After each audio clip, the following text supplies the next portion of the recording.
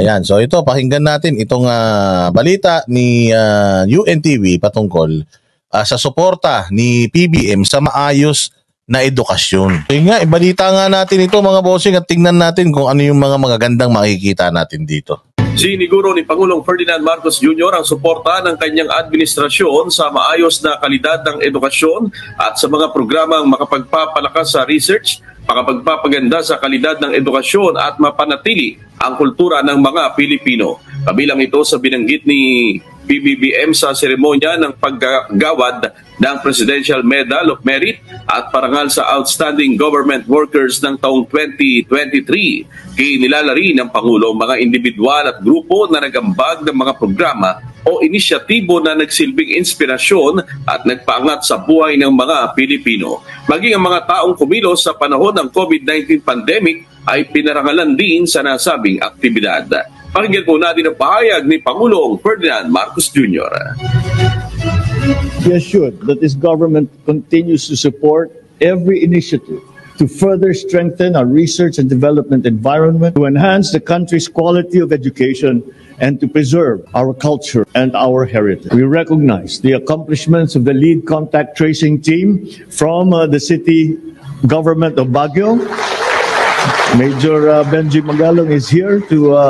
By the way, si Apo ang Od, nirecognize niya dyan. Palakpakan natin. Kasi parang yung national, ang tawag dyan, yung National Artist, Guild ba yun?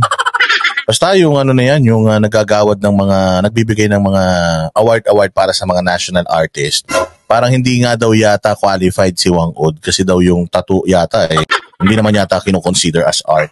So nakakatuwa kasi in-acknowledge ni PBBM. Alam mo, talagang kilala si Apo Wang Od sa buong mundo. Kaya kung hindi siya kayang bigyan ng award nitong supposedly nagbibigay ng award sa kanya or at least man ng acknowledgement dito sa bayan natin, napakaganda na in-acknowledge siya ni PBB. And yung ito yung gusto nating marinig lagi kasi na yung mga programa ng ng pamahalaan, gusto natin na nakikita yung presidente na nagsasalita, na nagbibigay ng mga ganitong awards. Pero sana doon sa mga issues ng bayan natin, dapat rin tayo, dapat upfront din tayo at dapat binabangga din natin yun head on. Kung kaya nating magbigay dito sa mga ganitong ganitong forums ng mga speeches, kailangan pagdating sa issue ng Senado, pagdating sa issue ng Congress, pagdating sa dapat ina-address na po talaga natin yan kasi sobrang laki na po ng gulo na nagaganap dahil dyan.